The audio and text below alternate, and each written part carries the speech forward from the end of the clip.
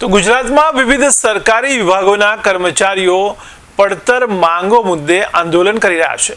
ત્યારે ગીર સોમનાથમાં મહેસૂલ વિભાગના કર્મચારીઓએ આજે સરકાર સામે બાયો ચડાવ્યું છે। ત્યારે પડતર પ્રશ્નો મુદ્દે મહેસૂલ કર્મચારીઓએ દેખાવો યોજીને વિરોધ પ્રદર્શન કર્યું છે। ત્યારે બેનરો સાથે સૂત્રોચ્ચાર કરીને તેમની માંગો પૂરી કરવા માટે આંદોલન શરૂ કર્યું છે। तो गीर सोमनाथ कलेक्टर कचेरी नजीक कर्मचारीओ धरना पर बैठा था। त्यारे धरना पर उतरता महसूल खातानी तमाम कामगीरी अने कलेक्टर कचेरीना वहीवटी खातानी तमाम कामगीरी ठप्प थई जवा पामी छे। गुजरात राज्य महसूल कर्मचारी महामंडळ प्रमुख सूत्री करू छे।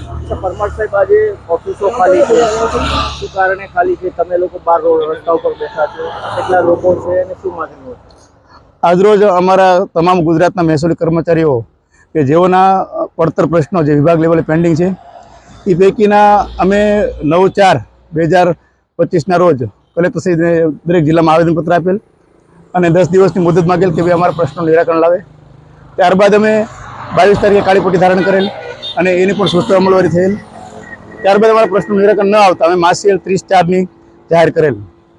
એ અનુસંધાને અમારા તમામ ગુજરાતના તમામ જિલ્લાની અંદર તમામ મહેસૂલી કર્મચારીઓ જેઓ આજે માસિકની હડતાલ પર છે।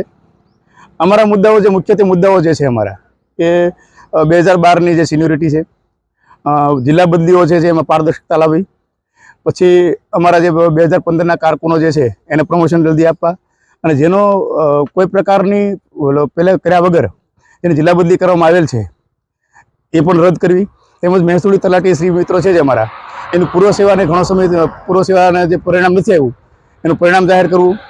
એમના બીજા મુદ્દાઓ જે